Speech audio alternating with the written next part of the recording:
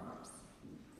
In the event of an emergency, please exit the building through the marked exits and move away from the building until instructed to return. We hope that you enjoy today's performance.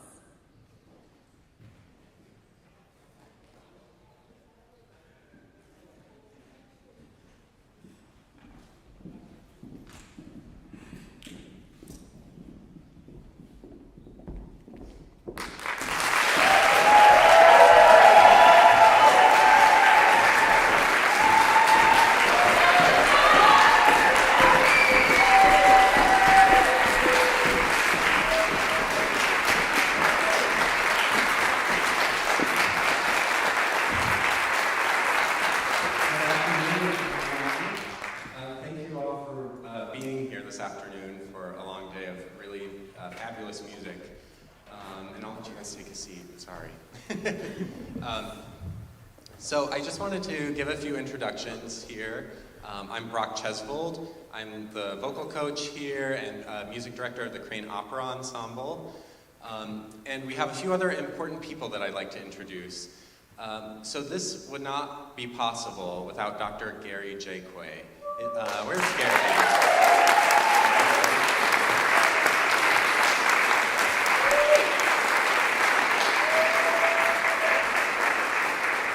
So Dr. J. Quay founded this competition, the Pellicciotti Opera Composition Prize, in memory of Domenic J. Pellicciotti, his life partner who was a really committed opera fan, loved opera his whole life, and this is Dr. J. Quay's way of contributing to this art form that we all love. And we're really, really lucky to have this at the Crane School of Music. You cannot find things like this many places, especially in a mostly undergraduate program like the Crane School of Music, so we're really lucky for that. A couple other important people that I just want to introduce first. You'll be seeing Darren Woods a lot. Darren is at the Siegel Music Colony, is where he's working these days, but he's all over the place doing lots of fabulous things in the opera world. And we also have Carlene Graham, who is a well-loved community member here, was opera director here for many, many years, is currently at the Manhattan School of Music, is also all over the opera world. So we're really lucky to have them here moderating. So after each performance, we'll have a chance to have a Q&A session with each of the contestants, the composers and librettists, led by Darren and Carlene. So first up today, we have I Was Shot by a Cop by Anthony R. Green.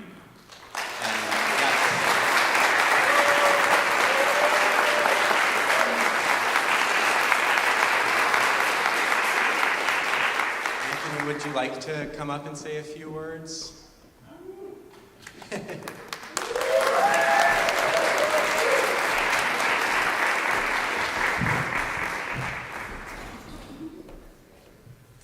Hello, everybody. Thank you so much, and thank you for Dr. J. Quay for this wonderful, wonderful opportunity. For Darren, thank you to Darren and Carlene and Corey and everybody else who's been a part of this. And it's been wonderful just meeting not only these fantastic performers, and Brock, thank you so much for all of your hard work, but also the composers and the librettists that have been here. It's been a wonderful educational experience. So what you are about to see are 4 selections from I Was Shot by a Cop. And these selections come from both acts. And this opera right now exists as a zygote. But this opera tells the stories of 18 people who were fatally shot by police officers. And each story has been amended, obfuscated a little bit, but each story is based on an actual real-life event. And also the setting of this opera is between 2015 and 2020, but before the murder of George Floyd. The names of the characters in the opera are purposefully gender neutral, and it's been a pretty recent practice of mine to pay more attention to gender roles and gender presentation within opera creation, and I want to incorporate this much more in my practice going forward. And especially with an opera like this that tries to tell a human story, so to strip away the expectations from gender, even from race, even though this is a very loaded, difficult topic, but I do want to focus on the human side of this problem first and foremost. So thank you so very much, and I hope you enjoy this experience today. Thank you.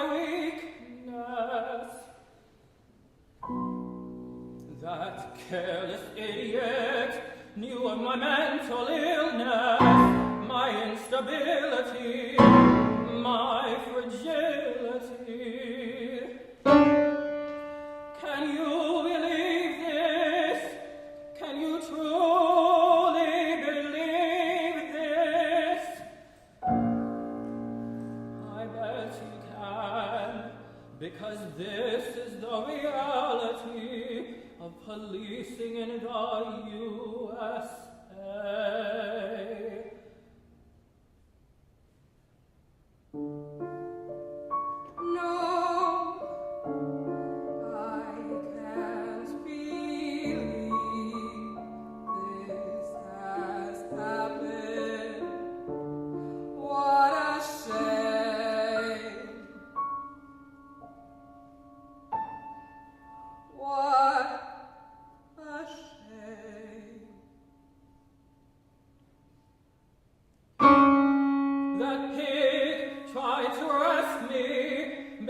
For no reason.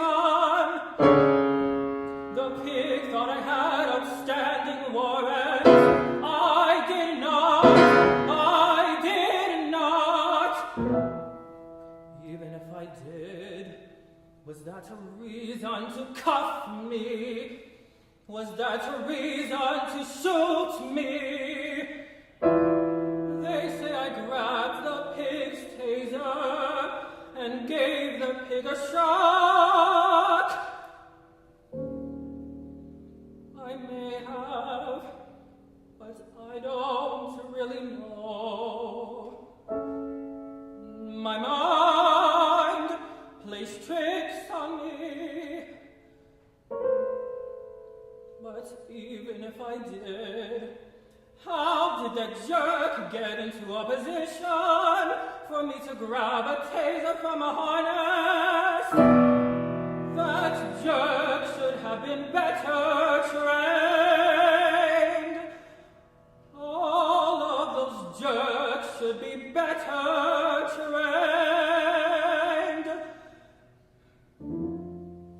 And what does bad training yield? An immoral, sorry excuse for a human who knows only one thing: grab a gun and shoot.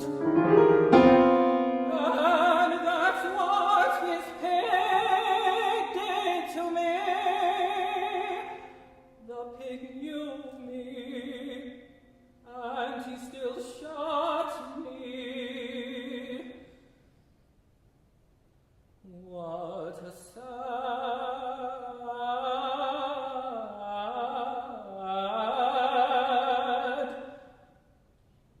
and sick reality.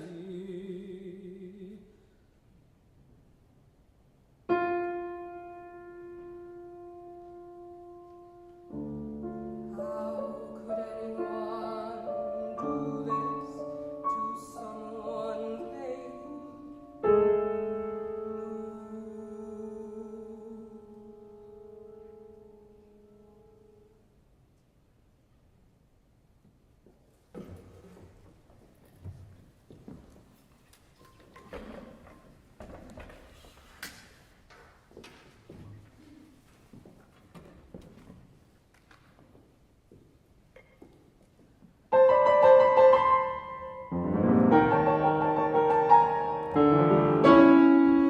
We were shot.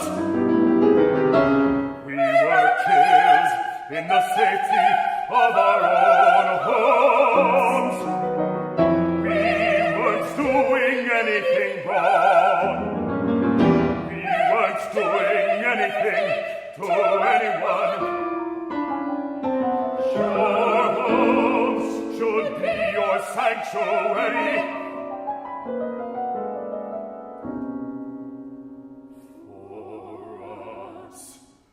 It was our first coffin.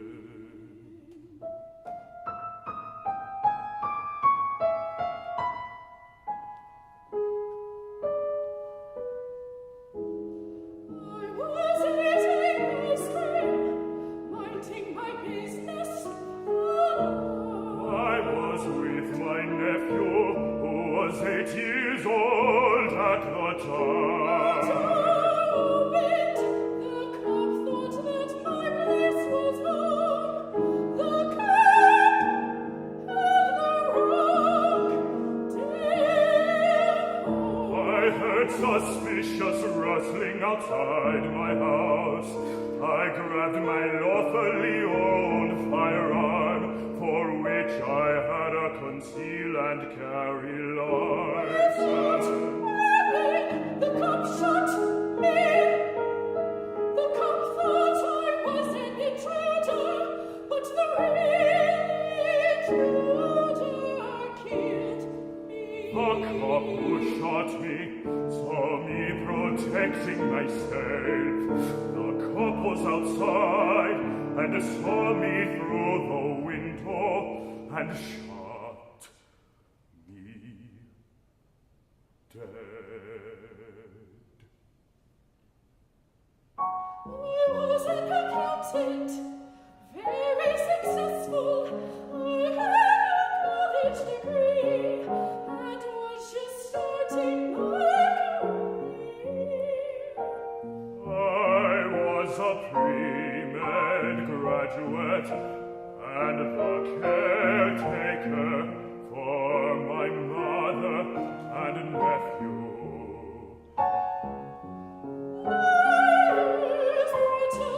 I pass with marijuana, like smoking pot is a reason to be killed. The cop who shot me was granted paid leave and not cooperative in the investigation.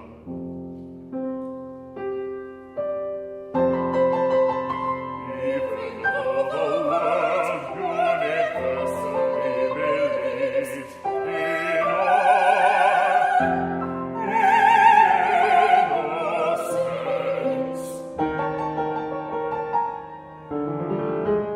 their belief cannot bring us back to life.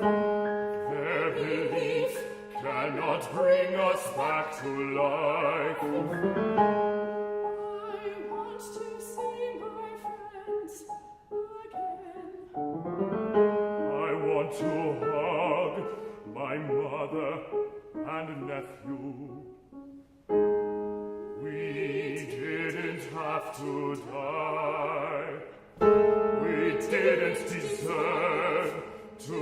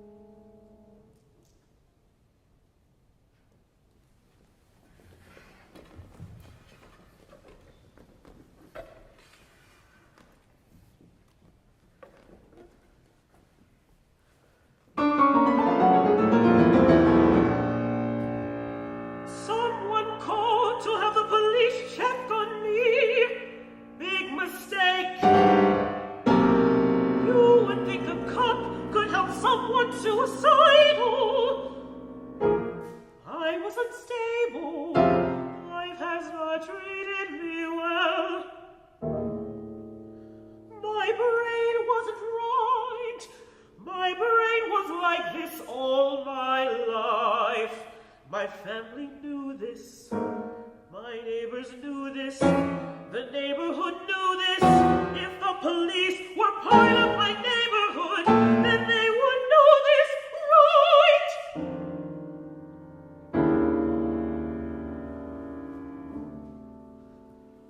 But that would not have mattered at all. Turner, let the world know this. I am Turner. Someone called to have the police check up on me. There was a knife in my hand. Cut yourself! Cut yourself! Cut yourself! My brain was screaming. My brain was screaming. Cut yourself. Cut yourself. The cop came. The police with their uniforms and guns. Oh, those guns. One cup, two cups, doesn't matter.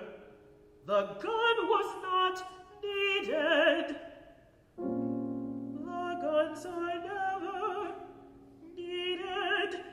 There was me with the knife in my brain against the protect and serve people with guns.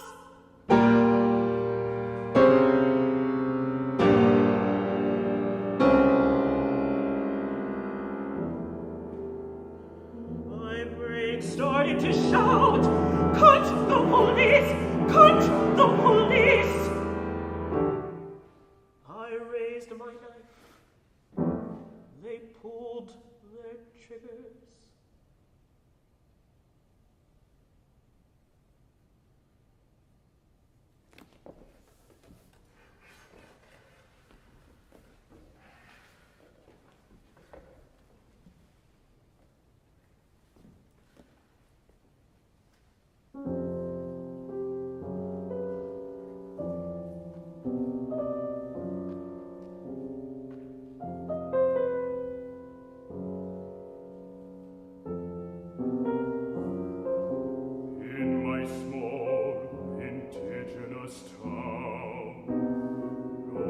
Than 400 people, I know them all.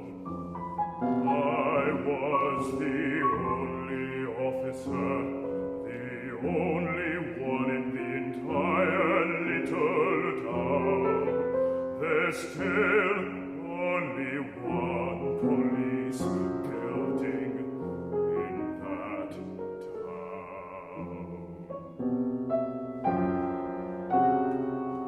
Budgets never included us, so I paid some of the bills from my own pocket.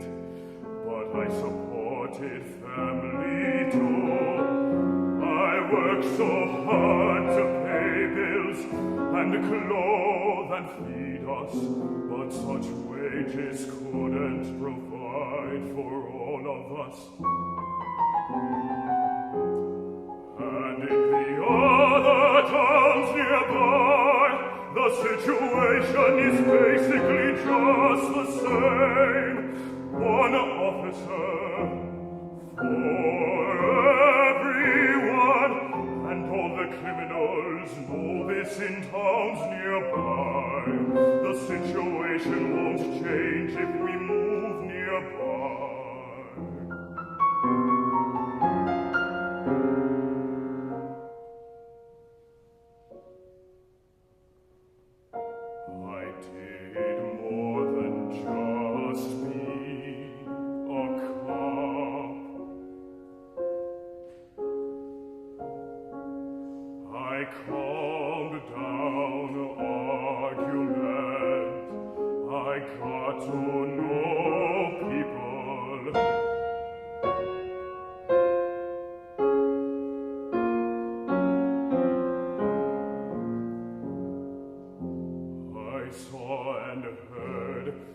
so much shit, too. Rapes, child abuse, dead bodies, me, an unarmed cop. The criminals took advantage of me. That cop.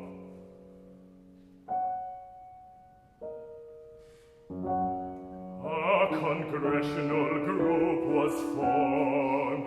To them I told my story about rural cops. They were supposed to do something. I don't understand why this stupid group was formed. After I told my story, nothing was reformed.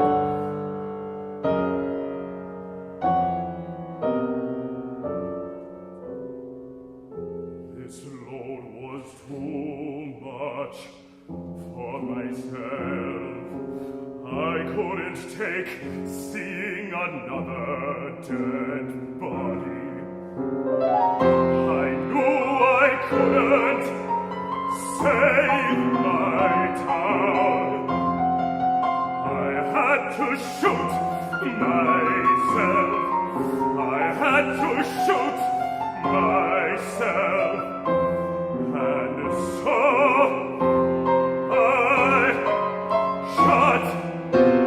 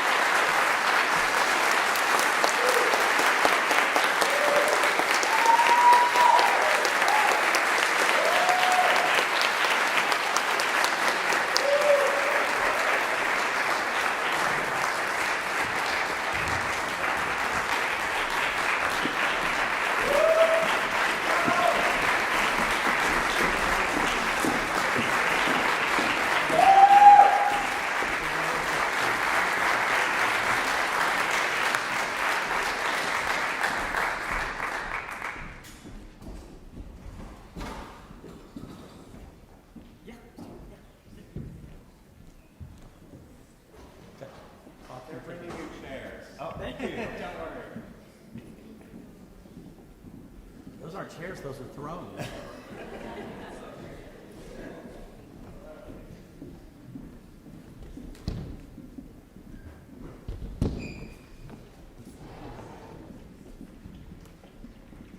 Thanks, sir. I think it's just going to be me. I don't think Carlene's going to. Okay. Have a seat, my friend. Hi, everybody. I'm Darren Woods, Artistic Director of Seagull Festival and the American Center for New Work Development in Scroon Lake, New York. And you've already met my dear friend Anthony Green. We're going to do the feedback all the same way all 4 times. So it's the Liz Lerman critical response. So the first session is the statements of meaning. What moved you about the piece you've just heard? What was unique? What just blew you away?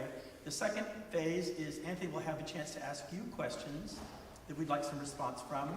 The third is you're going to get to ask him some questions, and the questions, I have a rule, have to be non-judgmental. And the way I sort of demonstrate that is you wouldn't say to a cook, "Why did you make this cake so dry?" You would say, "What were you thinking about when you thought about texture of this cake?" So no judgment in the questions, just questions about the piece. And then in the first section, you can say, "I have an opinion about something. Would you like to hear it?" And the artist has the ability to say no or to say yes.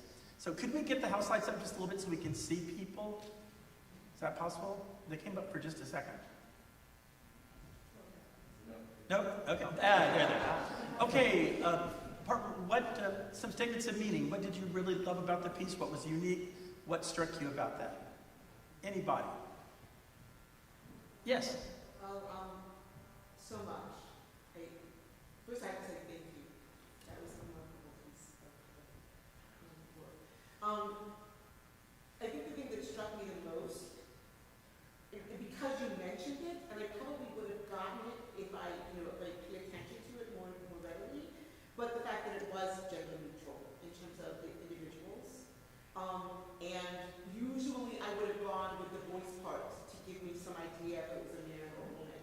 And I wasn't able to do that this time. And that was very unique and very different. And I appreciate you letting us know beforehand to look for that, or to not look for that, I guess might be the better way of putting it.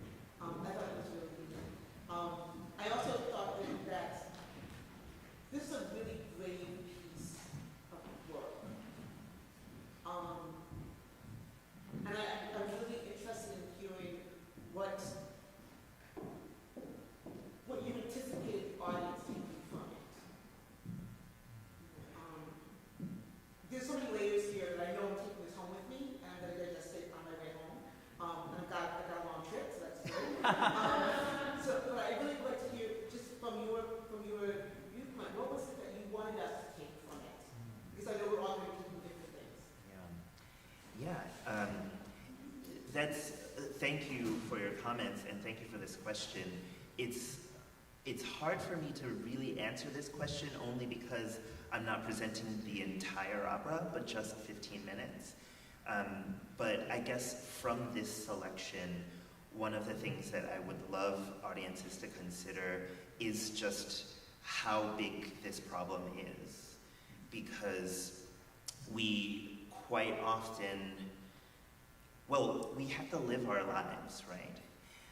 But we don't realize that for every one person that we see shot by a police officer fatally, there are hundreds of others that have been also shot, right?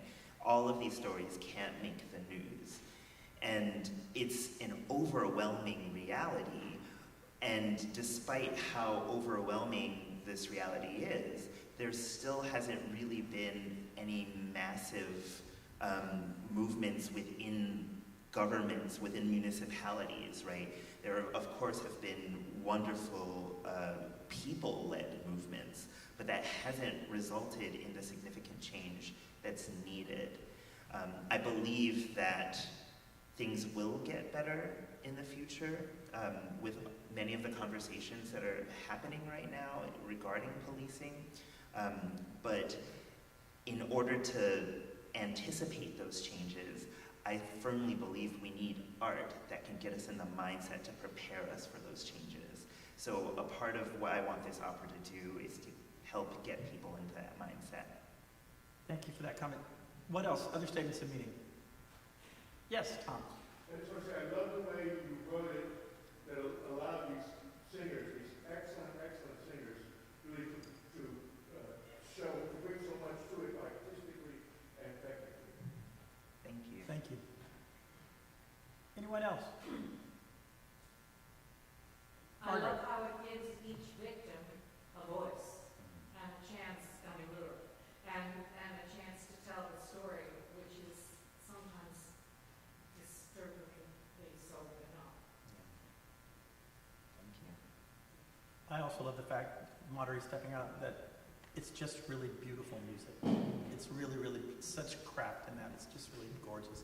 Carly, do you have something? Yeah, I'll say along too that what struck me too is the final ensemble too is extraordinarily moving in a way that it demonstrates how music it can, wait, I'm not even sure I have the right word, how music can kind of not summarize but Crystallize? crystallize or coalesce a number of voices at the same time in various situations to kind of really bring together the commonalities and the individualities of each person. Thank you. How about a Crane student, a music student? Somebody step up. Go ahead. Hi, I want to say I really enjoyed how you pick such diversity with the stories, because I think a lot of what is always projected within like police violence and stuff is about people who they want to paint as like the perfect picture of a human, and you show stories that it shows humanity and it shows people who were struggling, like already they're not perfect, but none of us are, and we shouldn't have to make the people who have been victims of police violence perfect for it to mean something that their lives were taken. Excellent point. Yeah. Beautifully said. Thank you. Yeah, thank you. Someone else? Yes. I absolutely loved how you chose to have a portion of the story focus on this character I, who's making this journey from a place of relative innocence and blissful ignorance about this whole issue, and taking us along this journey with him and making it so relatable and calling to us to each awaken something in our souls, the desire to fight for change. Thank you so much. Beautifully said. Thank you.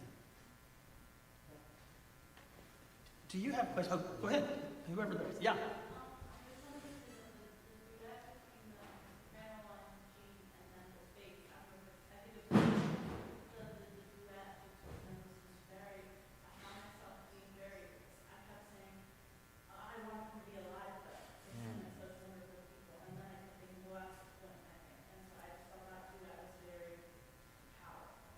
I like that duet too a lot. Do you have questions for the audience? I do have questions. All right, this is your chance to respond to the artist. Yes. So my first question is, have any of you been exposed to music that deals with this subject matter before? And if so, what was your response? Anybody? Yes. So we actually, in my first semester, we had Pellicciotti, who is a choir composer and he created a piece called Weather, which is based on the poem Weather. I'm forgetting the but it dealt with matters of musicality, about COVID, and at the end, about how we all come together and create change. So that's just something that this is all great fit. Awesome, thank you. It's interesting because we see a lot of it in pop music. You know, there's a big response in pop music, but it seems a little slower in our realm. Like this is the first, I think, classical piece that I've really gotten to experience on this topic. But just those kind of different worlds of music. When you asked that question, it was like, well, yes and no. Sort of in these two different realms in a way. And I think there's levels of discomfort too. I mean, this can make you uncomfortable because it's true, a bit different in the way that the turn of the screw might make you uncomfortable, musically. So there are pieces that can get at you in a way, but this this feels like a different world. Anybody else on that question? Go ahead. I know for me, when you asked that question, the first thought that comes to my mind is Mississippi Goddamn, which for me has always been a very powerful song, a very sad song, and I think that this piece is alike that way, and that it's extremely uncomfortable to read the lyrics, it's extremely uncomfortable to be present in Mississippi Goddamn and in this, but it also fills you with a sense of purpose and power and sadness at the same time, which I think is really beautiful. Beautiful, thank you. Yes, please. So I lived in a very rural area before I came here, and I hadn't really heard any music that deals with these kind of issues until a couple weeks ago. I was hanging out with one of the RAs in the office, and they were playing some music, and one of the songs really focused on police brutality and all those issues, and it was just very interesting for me because I'd never really heard it before or thought about it that much. So hearing more of this kind of music really helps open your eyes to the problems. Awesome. Thank you. Another question, perhaps? I don't have a question, but there's a... Go ahead. Sorry. I just wanted to commend you on your willingness to write about this topic. Unfortunately, a large portion of these conversations tend to focus on the white people in the room's discomfort with it. And I think in this piece specifically, you did a wonderful job of speaking about the topic without making it about, you kept it about the victims, not about the people that were around them or felt emotionally hurt by it. And also somehow, in ways that I'm enamored by, made it such an educational tool without it seeming overly educational, I guess. You weren't, Without me preaching, yeah. You weren't sitting there being this is what the Black Lives Matter movement is. You were no, you should know that already. But this is the reality of the situation. And not only did it call for a rise of people, which unfortunately I've noticed. I mean, I'm living in this very rural area, so it's different than my day-to-day life back home. But I've noticed a downfall of, just in my daily life. So not only did it call for resurgence of this type of fight that's still ongoing, but also just with music in general, the style of music also shows such a history of this type of thing that's going on. I love the fact that you also just focused on pre-George Floyd. Because I know I was grateful that people were finally standing up, but when I was where were you 5 years ago? I was born in 2001. What's going on? I know, seriously. Wow, I have shoes that are older than that.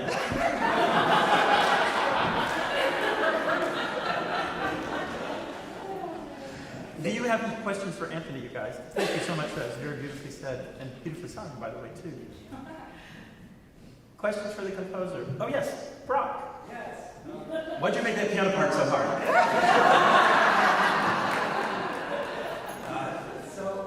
And I'm sorry, going backstage and sneaking back in case someone already asked this, but could you talk a little bit about I and even the name I? I know in the open rehearsal you spoke about you're still kind of figuring out maybe who that is and, if you're personifying that role, what age they are and things like that. But even the name is so intriguing in the fact that that there isn't necessarily an age or a picture associated with this role. Can you just talk about the name and sort of how that role came about? Totally, thank you.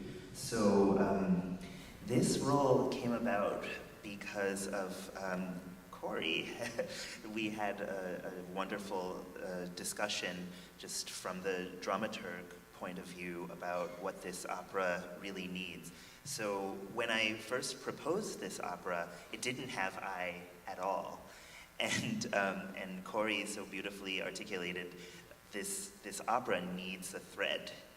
And at first I was resilient because I'm a Leo, but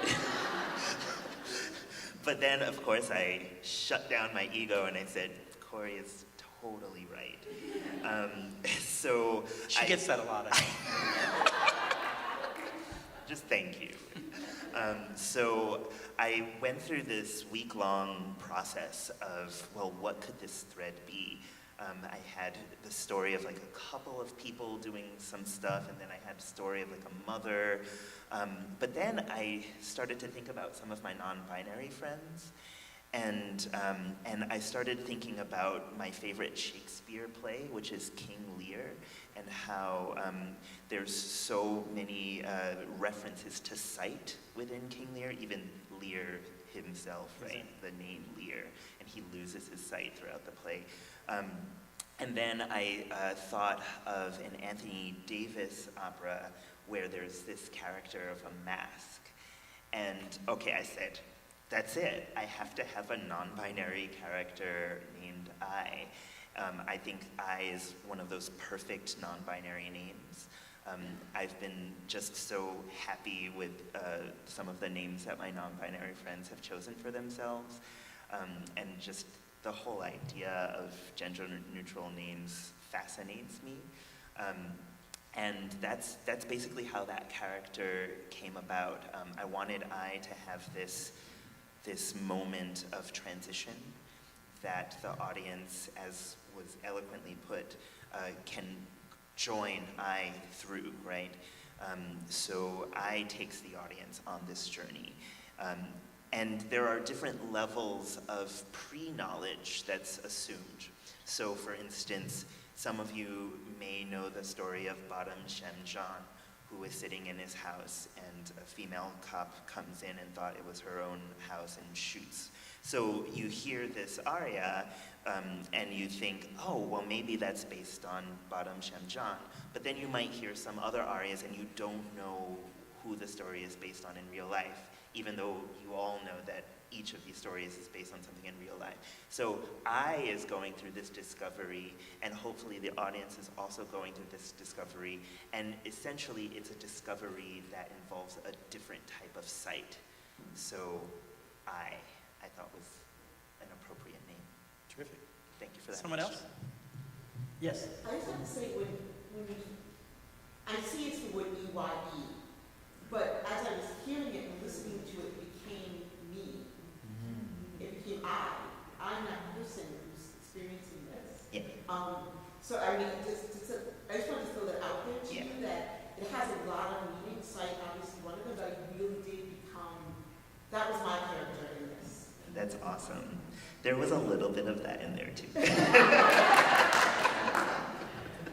Yeah. I was really struck by these incredibly beautiful, powerful recitatives that you wrote, and I was wondering if you could speak a little bit about how you came to hear that as the sound of this moment. Yeah, definitely. So I really love Monteverdi. and I'm so enthralled by the power in his recits. And it almost pains me that practice sort of escaped opera composition. So in a way, I just want to bring it back. Like, I want to be like the Justin Timberlake of opera. Like, I'm bringing Wretched back. For those of us who sang Mozart and Rossini, we might have to get with you about that.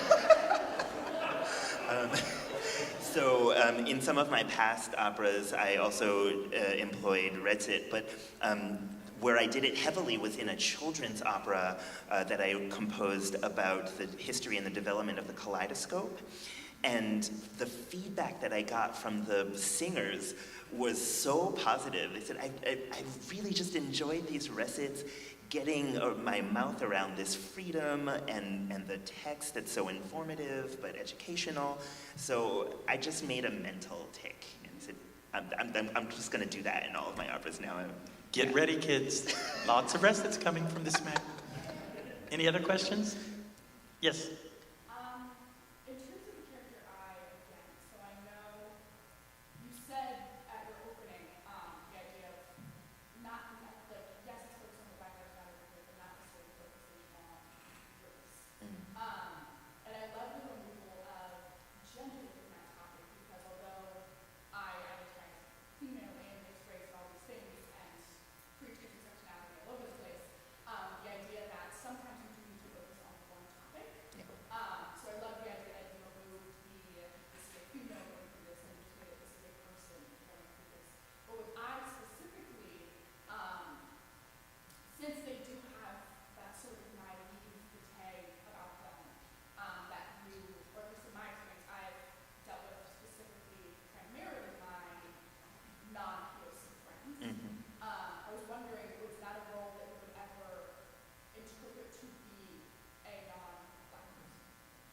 Yes, actually.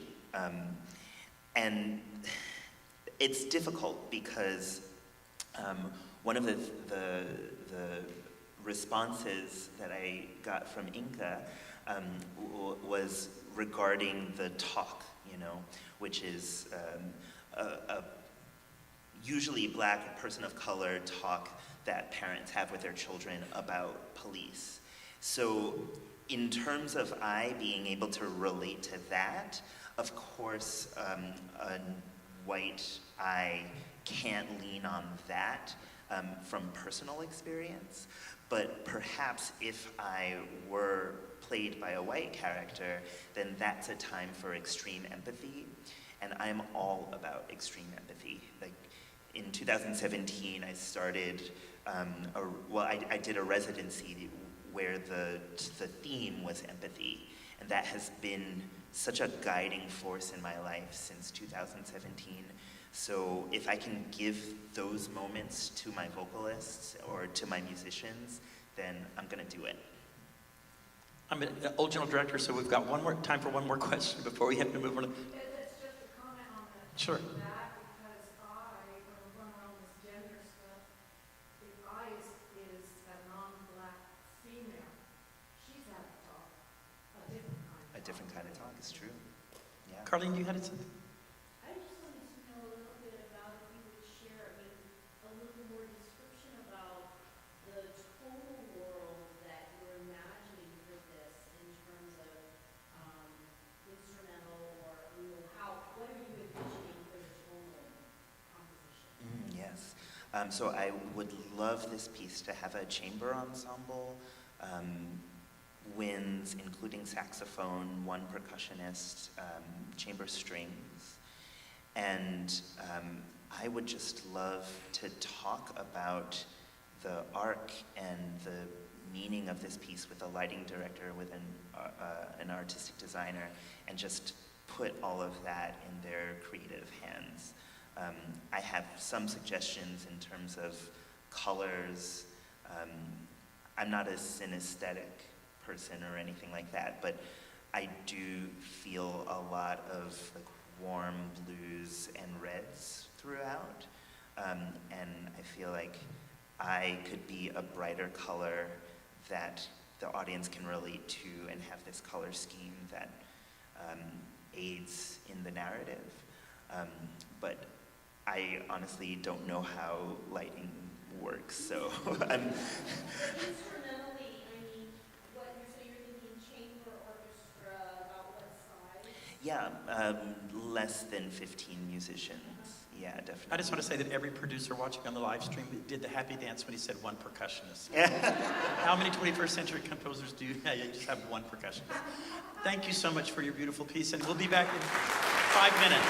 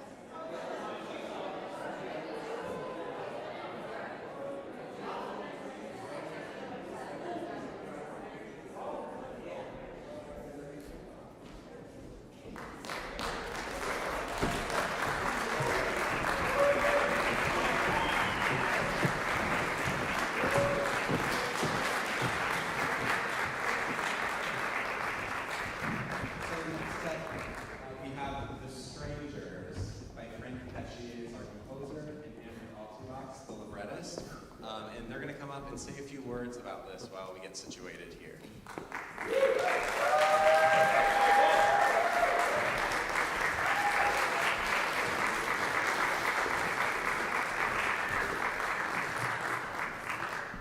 Good afternoon. Thank you. Frank Pesci, my colleague Andrew Altenbach, would like to extend our gratitude to the Crane School for your hospitality and professionalism at all levels. It's been wonderful to be here, and we thank you very much. Where are you from? Where is your home? Where do you feel a sense of belonging? If you're lucky, the answer to all those questions are the same.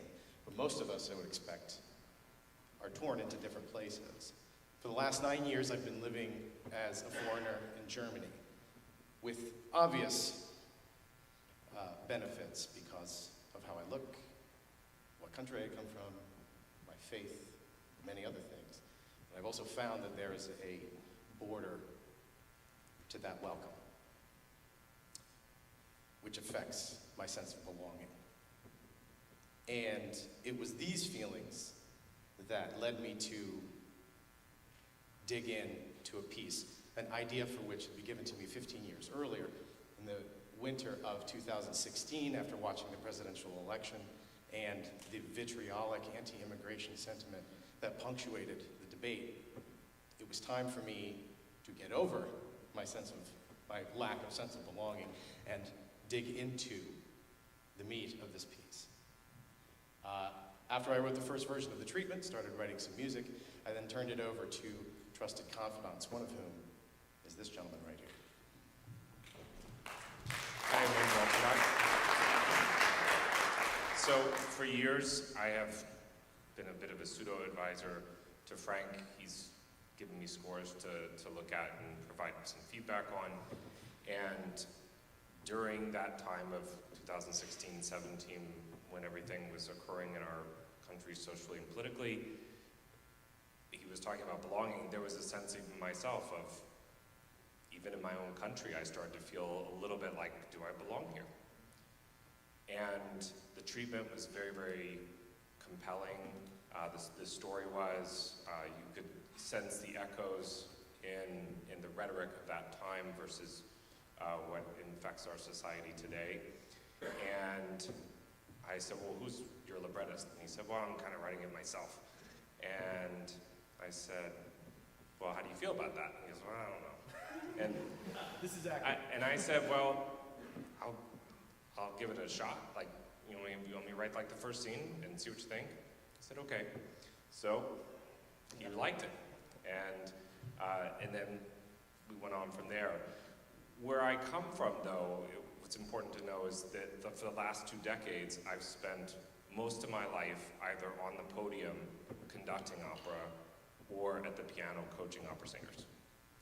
And so I have spent a lifetime reflecting on how does text come alive, how does drama come alive, how you move things through with recitative, how do you pull things back and reflect emotionally through ensembles or arias, and what works, what doesn't work structurally.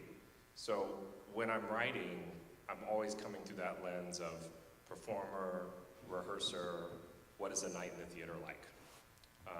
So that's my perspective. So The Strangers is a 2-act opera about Sicilian immigrants in late 19th century New Orleans. Based on true events, the opera presents the familiar story of immigrant hope coming into contact with nativist pride. The main character is a young Sicilian woman named Yanya Roma, whose dreams for a new American life are tossed aside with the arrest of her fiancé, Emanuele Polizzi. Polizzi, along with dozens of other Sicilian men, have been rounded up and charged with the assassination of New Orleans' charismatic and popular police chief, David Hennessy. Behind the arrests are the New Orleans gentry, rich, influential, politically connected, who use the police to right what they perceive as wrongs in their own society, and in this case, the wrongs are the growing influence of the strangers in their midst. After a verdict of innocence, a mob is formed, and 11 of the Sicilian men, including Polizzi, are lynched. In the end, Yanya is left to wonder if the promise of heaven will be as empty as the promise of America. What you'll hear tonight are 3 arias, a duet, and the final chorus, which will give you an overview of the entire piece. We start with David Hennessy's aria, talking about his rise to the top, which occurs right before his assassination, followed by Yanya's aria, talking about her fears of her new city, and then Polizzi enters, and during their love duet, it is interrupted when Yanya finds a weapon in his possession. Later on, Billy O'Connor, another police officer, reveals his true inner feelings about the immigrants in his city. And in the end, Yanya's final aria leads us into the chorus, which is a setting of The New Colossus by Emma Lasseros. Thank you.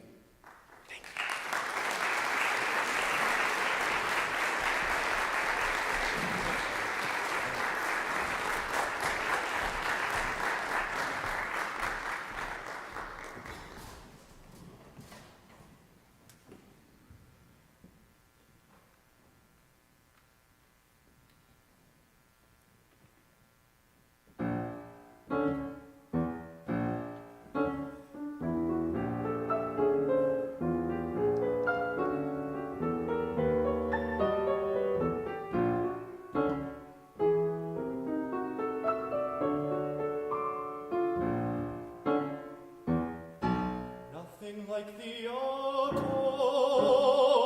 air in New Orleans. Warm mist and cool breezes, smell of the water. Invigorates me.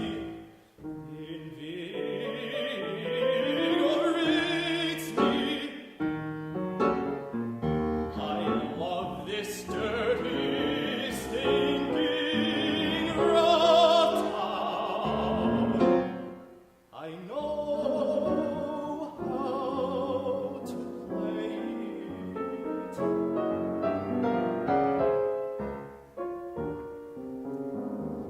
Every citizen calls for a better life, calls for a better life, a life about what you can take and not what you need.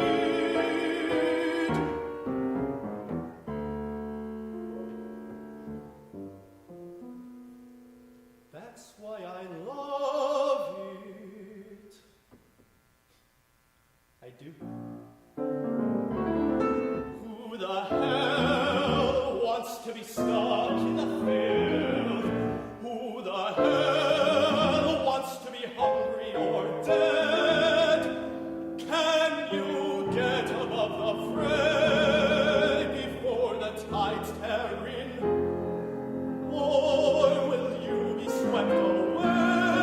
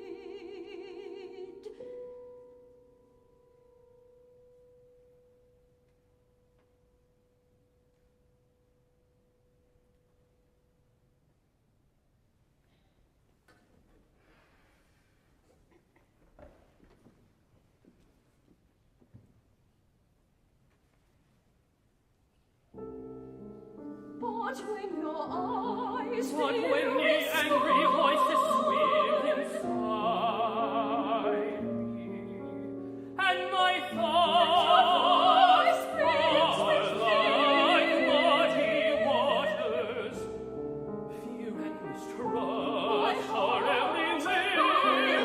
When the demons crave the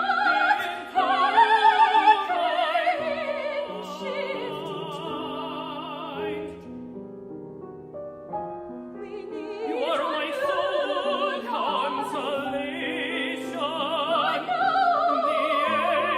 of my life.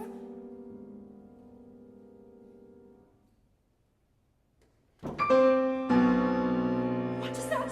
Why is it here?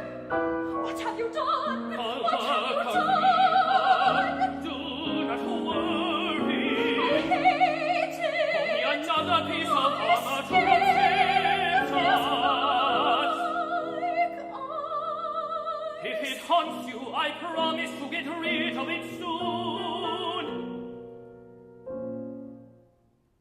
So many cruel voices, shadows twisting everywhere around me. I wish only to be strong for you.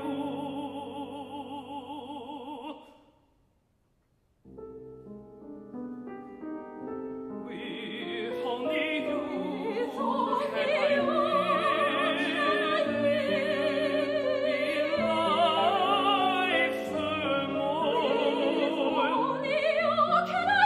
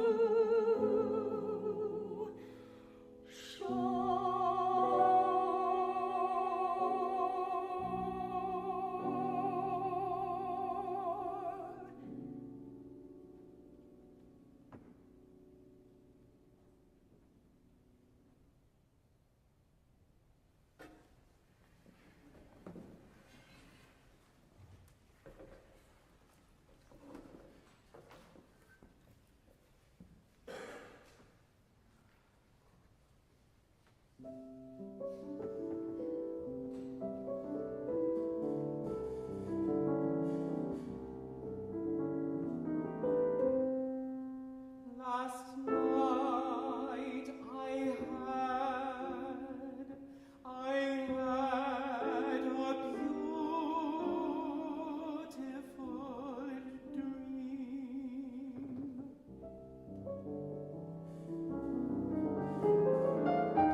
Lord,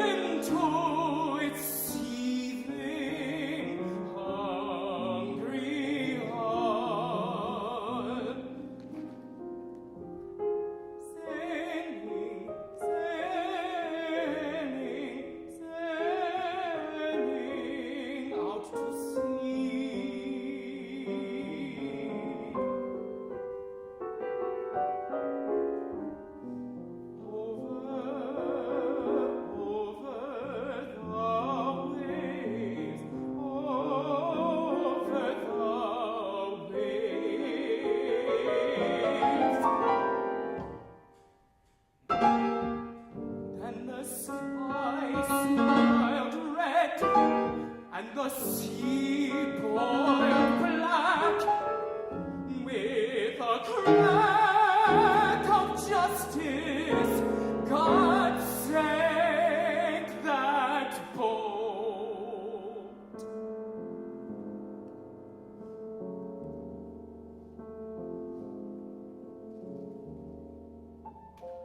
Down it plunged through ghost grey wormholes.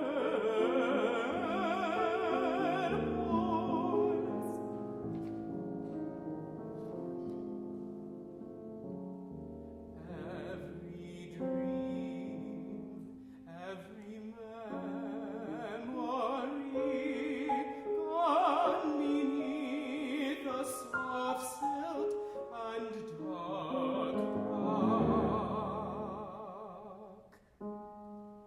The stories of your people only tea.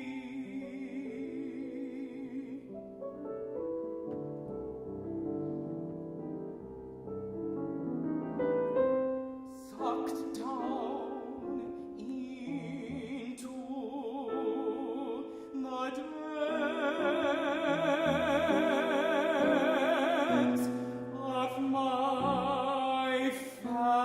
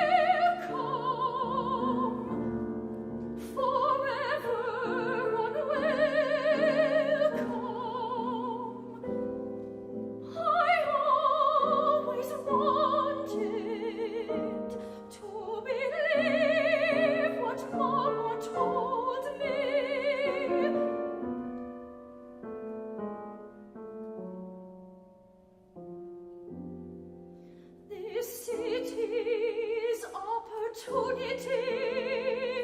Work hard and good things will come, but they did not.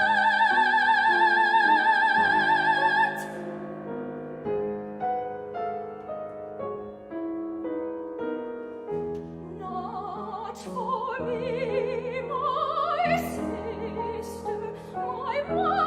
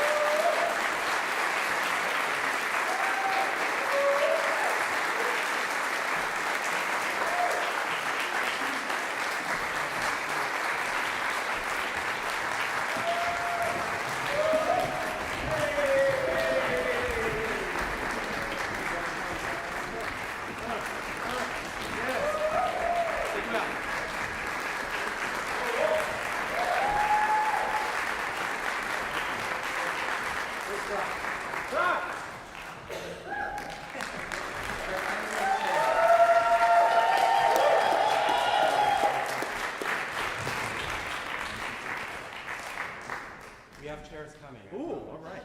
Is it the big one? Yeah, look at the big one. All right. 2 chairs in one. Wow. Those are heavy.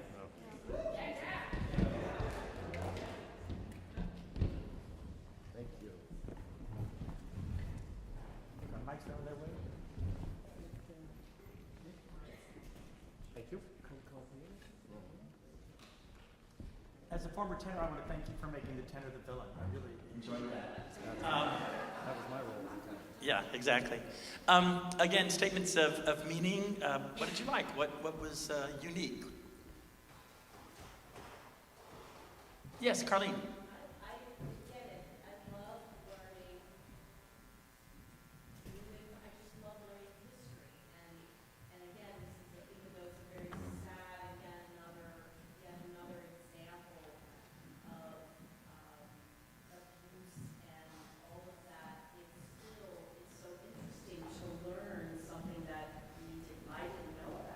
Yeah.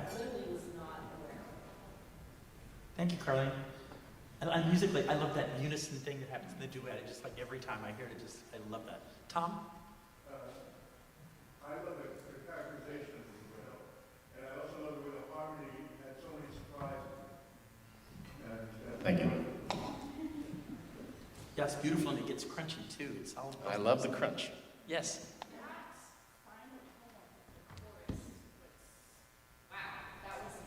Yeah, that was your idea.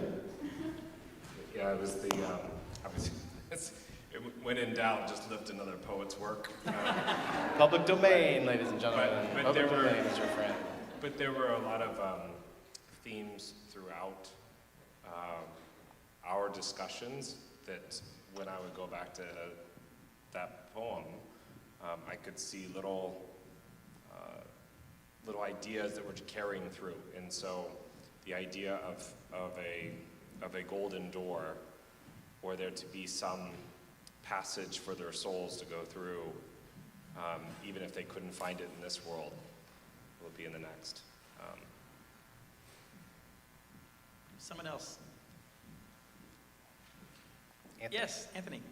So I really love when there are like tidbits of lines that are said perfectly, that have greater summations of the themes of the opera.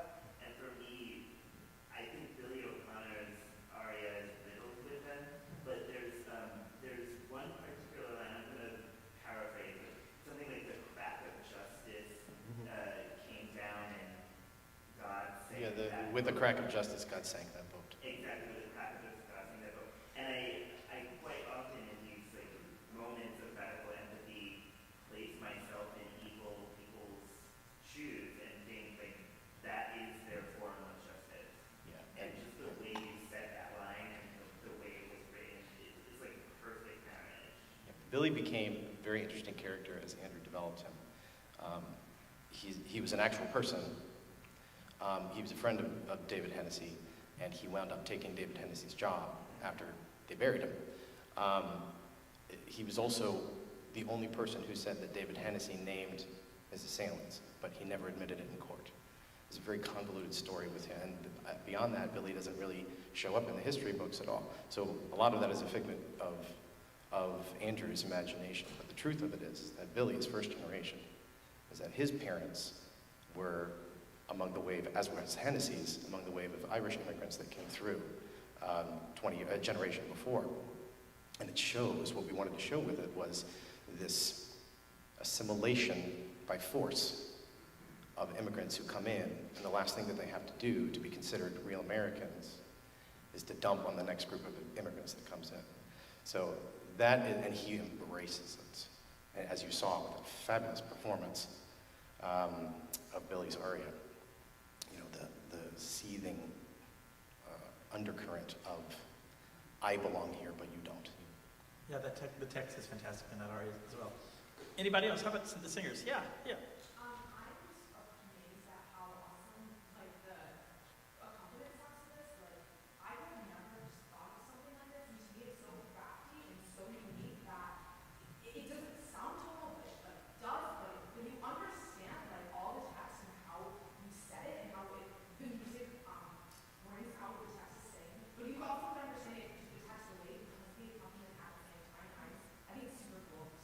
Thank you very much. That was my goal. Can I jump in just about that? Sure, please. What's really interesting about it is it's so orchestral. I haven't had a chance to say this to Frank, but I said this to Andrew, where it's so clear, like the orchestral lines in it, even as a piano score. It's just really fascinating. Like I can hear and feel all of those orchestral parts. Thank you, appreciate that. So that kind of brings me to a question. I know Darren asked this earlier, but what are some of your orchestral ideas? Well, a technique that I've developed is to offer flexible casting and orchestration options for all of my pieces. This piece has 3 orchestral settings. The first one is a chamber setting. It's a core group that appears in all 3 options, which I refer to as New Orleans traditional ensemble. It's clarinet, trumpet, trombone, piano, bass, drum set, vibraphone, guitar who doubles on banjo. So it is a typical, like very early jazz, 1900s, what is now referred to as New Orleans traditional. And then take that to the middle orchestration, which is 16 or 17 players, which is essentially a Benjamin Britten orchestra, like Turn of the Screw orchestra, but without the harp. So it would be wind quintet, string quintet, plus the trumpet and trombone, vibes, drum set. And then would be the full pit option, in which the New Orleans traditional ensemble is embedded, and that's double winds, double brass, string complement. Again, producers doing happy dances all over the world. Here are 3 different orchestral options. Yes? Yes, please. One of the things I really liked about Iana's aria, and juxtaposed to Billy's, is the element of fear. That, we always think of immigrants as the hope, the hope, the dream. But the fear that she kind of, it came out in the words, but also came out obviously in her portrayal of that. Yes, beautifully done, by the way. But also, the fear was justified. It wasn't in her head. You gave it meaning in Billy's aria. You kind of grounded it in Billy's aria.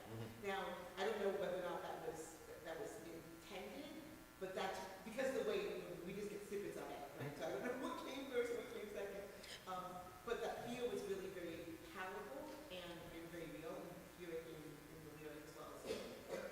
So thank you.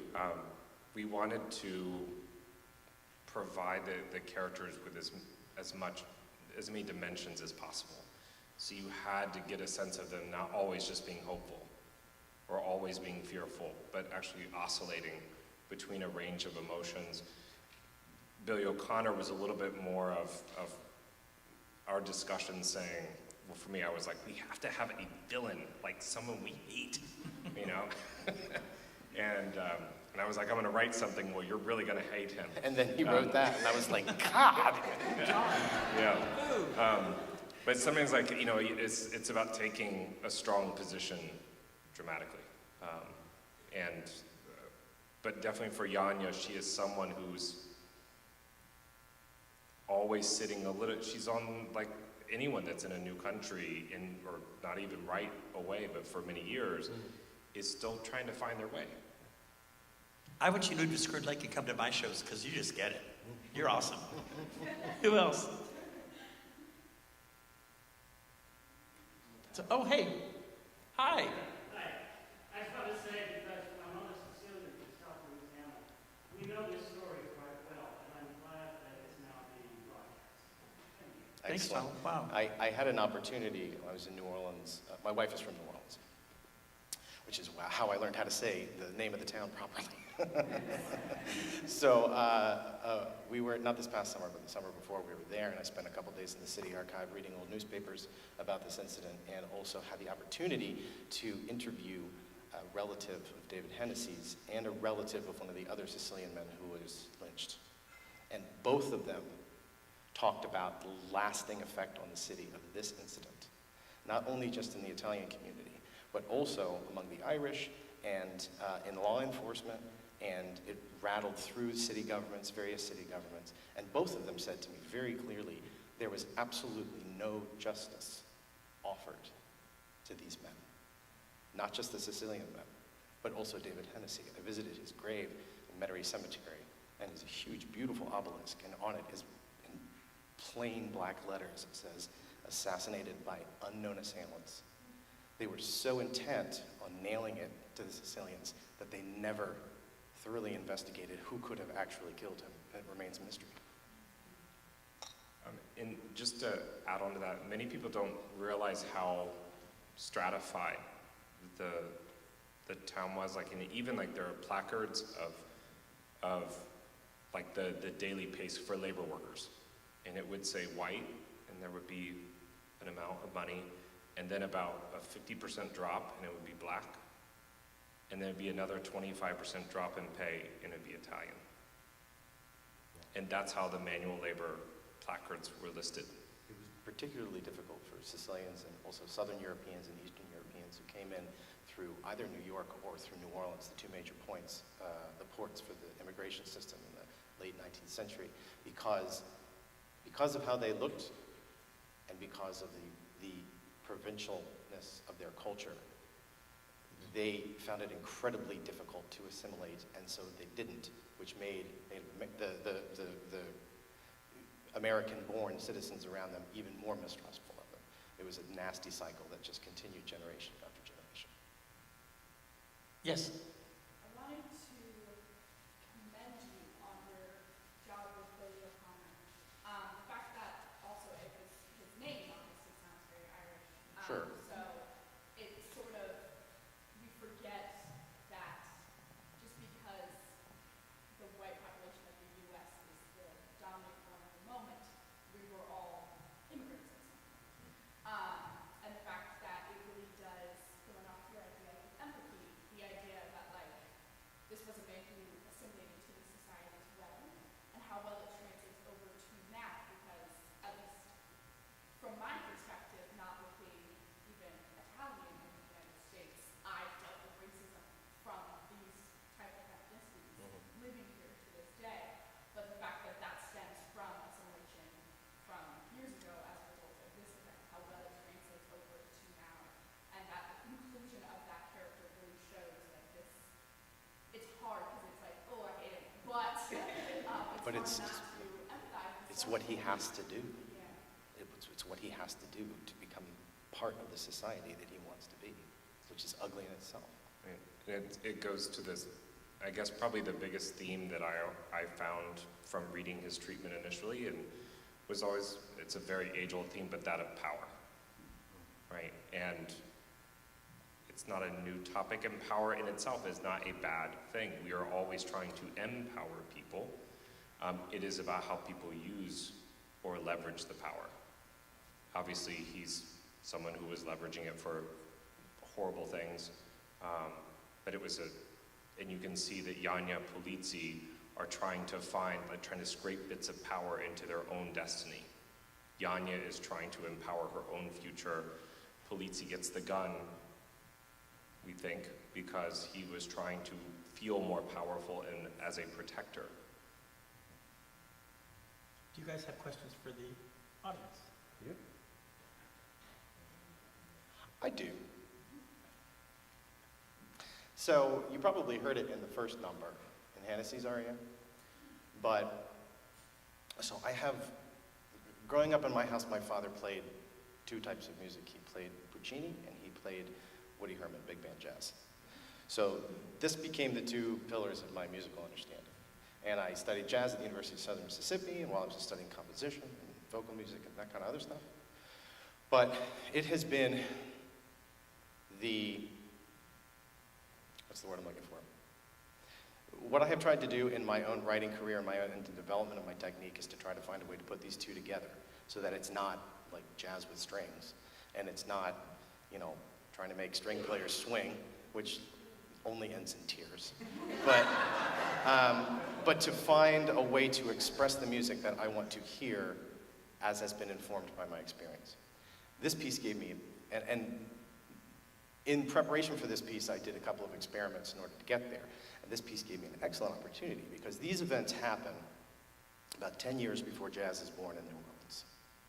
So all of the elements, all of the different musics that are swimming around the city that later were put together in one big pot, add improvisation and turn it into early jazz with Buddy Bolden, are all out there. So we're talking about the remnants of African drumming and dance culture. We're talking about Afro-Cuban music. We're talking about Creole music. We're talking about European hymnody, military march bands, dance crazes like cakewalk and ragtime, things like that. And what you hear in that first thing is a very typical New Orleans sound, what was referred to as sort of it had to have a sort of Latin influence. You hear that kind of tresillo, habanera feel to it. So, jazz people don't like classical people muscling in on their territory. In my experience, classical people do not like jazz people muscling in on their territory. I'm trying to do both. How did it execute? Margaret? I think that you are speaking just about what I was going to say, and maybe the word was synthesize that you were looking for, because you really did do that. You really wedded those pieces that you're talking about, and I loved as soon as the piano started, like within 3 seconds, you knew where we were. Absolutely, I agree. And I thought that was brilliant. Yeah. Jelly Roll Morton referred to that as the Spanish tinge. It's that it has to have an element of Latin culture in order for it to be real New Orleans music. He also decided that he himself was the only purveyor of New Orleans music, but that's another story. So thank you, I appreciate that. Synthesize is the groove. Any other thoughts? Because this is a sensitive subject among composers who are composing now and trying to integrate their own backgrounds in popular music as well. And opera sometimes really doesn't like it. I always like to get a sense of place when I go to the theater. And when I heard it yesterday and today, the minute CRE starts, just like Margaret said, I knew I was in New Orleans. I had that sense of place, and I at least felt like I knew where I was going to go musically. You know, I would love to hear the connective tissue one day between to see how that threads its way through it. But it was immediate for me. Yeah. Actually, that was what I was going to ask. It's like, do you have, beyond the youth character, that sense in some of the other characters? Yes, yeah, absolutely, absolutely. Because I would have loved to have heard that. I couldn't tell, but I would have loved to have heard that somewhat in Billy's character. Yeah, there is a little bit to it because what happens is when the overseer of it all, the big New Orleans gentry guy comes in, that Billy kind of tucks himself under his wing. His music is very cakewalk, which is when the whites stole ragtime and rebranded it as cakewalk. So that is the gentry music, and throughout the show, Billy's music keeps trying to emulate the cakewalk as he goes through. Way up there. Way up there. I guess my question about that is it different, kind of like responding to your question, is it different if it's piano doing this kind of fusion versus drum set plus orchestra? Right. Yeah. In some of the orchestration experiments that I've done, we're starting to think about it this period of time as the drum set is being sort of cobbled together, the trap kit. But adding those sounds and being able to provide emphasis in the right places and rhythmic vitality, it does really bring it a lot more to life than it's just the piano. I tried to do as much as I could with the piano. But that above everything is you're right, the trap kit is the one that really seals the deal for me in the treatments, in the experiments that I've done so far. Yeah. I wanted to go back to this question of New Orleans sound and Christian used phrase, and I absolutely agree that the beginning was so wonderfully that Spanish tinge and the tea element that you mentioned. And I also love that you wrote an immigration story in the 19th century that's not set in New York City, which I think is really important because we see that kind of over and over again in films and things. Especially with Italian culture, or Right. Italian-American culture. Right, exactly. I am curious if you have any sort of Irish versus Italian kind of musical styles, kind of our holdovers from this kind of look back to kind of the pre kind of crossing moment. Did you put that anywhere, or were you like Personally or musically? Because my mother was Irish. And for a long time, you know, My father is Italian, my name is Pesci, my first teacher was named Zaninelli, and he studied with Menotti, and I started studying with him, and he's like, everything you write sounds like an Irish ballad. So, my Irish mother, God rest her soul, would be proud of that, I suppose. All she wanted to do was have me write a nice march, that's all she wanted. So, in terms of, I didn't really want to emphasize like the whole Italian versus Irish thing. It was more important to me to get a flavor for the entire city musically, and there was a lot going on. Some of it, of course, was Irish jigs, and some of it, of course, that finds its way into the score is also tarantella, as a sort of an obvious nod to Sicilian heritage. But yeah, I wanted it to be more of like, these are just two spices in the gumbo. You know what I mean? I hope that answers your question. Or it doesn't, whatever. Andrew has a question. I have a question for the singers. What I sometimes find missing in English or American opera that I want more of is connection, legato in the singing, and some of that is just the word choices in librettos that kind of start and stop because our language is characterized by consonants often at the ends of words, whereas French and Italian is constantly ending in vowels. So I was trying to create lines that had more, like I would try to say them or speak them or sing them, or there's actually a whole other opera, The Strangers, that's in my head that's different from Frank's. No, there isn't. But I wanted to get a sense of when you were connecting words, did you find how, you know, not like out of one, not like a scale of 1 to 10, but like, did you find that you were able to connect sounds through the text?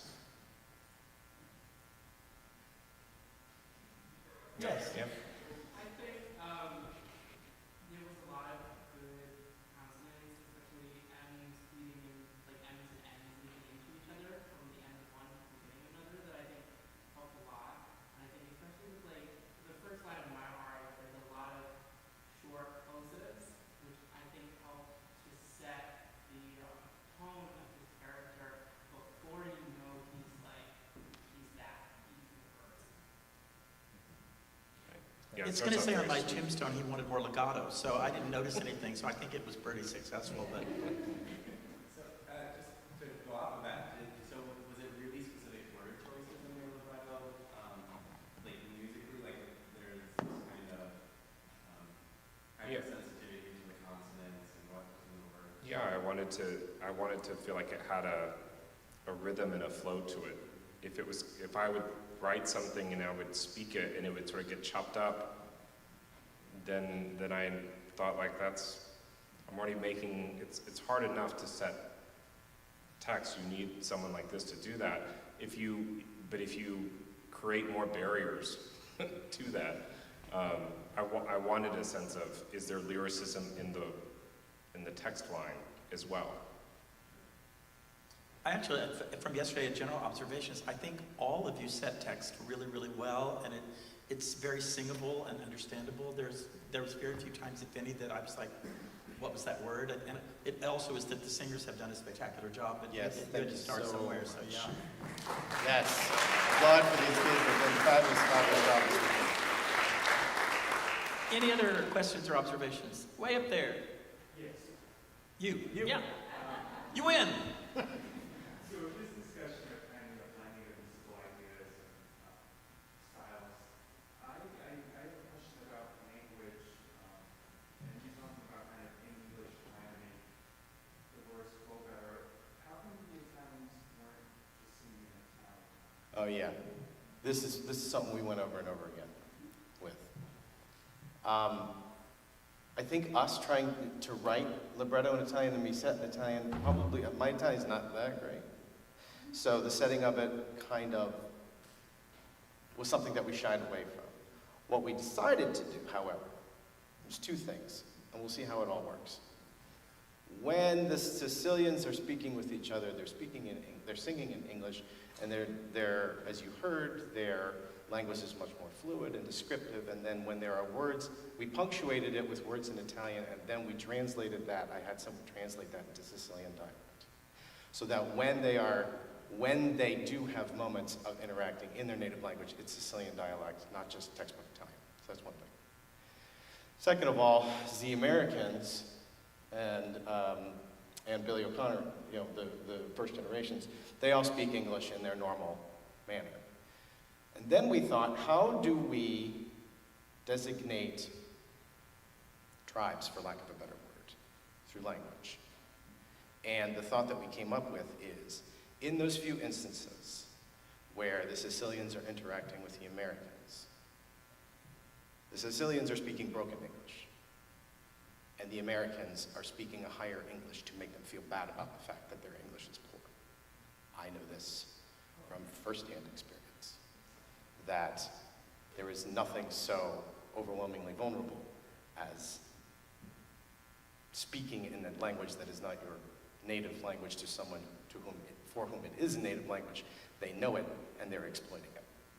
So we're going to see how that works as the show develops, and if it works on stage, it's going to have to be put on stage and tried out.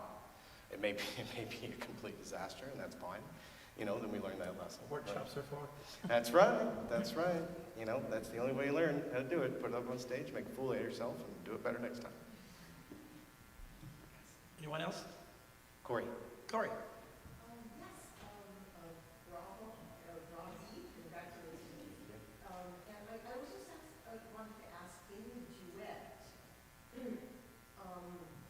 what was, you sent a lot of text, with the two characters singing different texts simultaneously, and I would like to ask about your intention with that.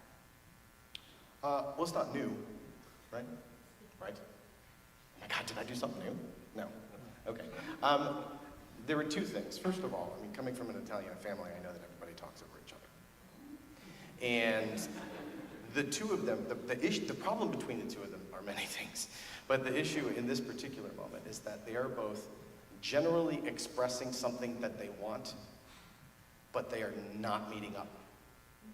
So it's in it, there's like a word every once in a while that they hit on, and then Pellicciotti is off, and then Janja is trying to bring him back in. And then finally, that's why I tried to do it as obvious as possible. They're either singing in unison, or at the end when they're singing it in unison, or they're singing it in octave unison.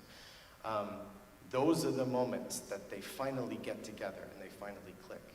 But the two of them are a very fractured couple. And even though the way that Andrew wrote them, they generally want the same thing, neither of them have any way to get it in the way that they want it. And Pellicciotti himself, as we find out later in the show, is so pulled in so many different directions that he can't even articulate it. So that's sort of why I wanted to because when Andrew gave it to me, he wrote out Pelliciottti's text during this thing, and then he wrote out Janja's text during this thing. And I asked him, is it okay if I interweave them? And he said, sure, whatever. And so I did that, and as we were doing it, it became obvious that that was really the definition of their relationship, was that they couldn't meet except for fleeting moments. Is your intention for the audience to understand the text? No. No. No. Okay. The gesture is more important. Okay. The meaning of them not being able to meet. For me, I don't know about him, but for me, it's more important to see the conflict being played out musically. And so that when it does hit that unison, everybody finally says, okay, all right, they got there. As you were saying, that the relationship is quite dysfunctional. They're both very passionate people, and you do pick up words from each of them sort of sporadically, right? You kind of get hints from the left and the right, and then they finally sort of get on the same page, which is important so that their relationship can continue on past that scene, because if they're going to be totally dysfunctional, they should just break up. Right. But they clearly are trying to make it work, and a lot of it is the world around them that is supporting that dysfunction. And another thing from a compositional standpoint, if you want to get nerdy with it, and I do, is that this is another jazz technique, is that they are literally riffing off of each other. And sometimes Pellicciotti starts saying the words, and then you hear one or two of the words in Janja's response. This is call and response sort of thing. So this was From a jazz perspective, it was a technical thing. From a drama perspective, it was. I'm gonna turn that over to you anyway. Before I thank them, you can ask a question, but then you should give us instructions about what we should do and where we should go after this. And then we'll clap for them, and you'll have your break. Brock. So this instance of the horrible lynching that you described that happens to all these Sicilian men, in a staging setting, how graphically do you envision that? Do you envision it like we really see Silhouette. all of that? Silhouette. Yeah, silhouette. We didn't want it to be, well, first it was a tap dance number, and then that was a joke, everybody.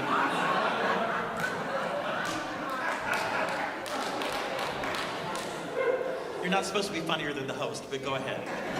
I told you we would go. All right. Yeah, Andrew was adamant the whole time that he didn't want it to be like just a splatter show. So it is mostly in silhouette, and it is mostly underscored. Yeah. So what are our orders, boss? We all be on stage for a minute, committee and finalists up on stage for a second. Okay, all the creative team and the panel meet on here, and thank you both. You're dismissed till 5 o'clock. Thank you.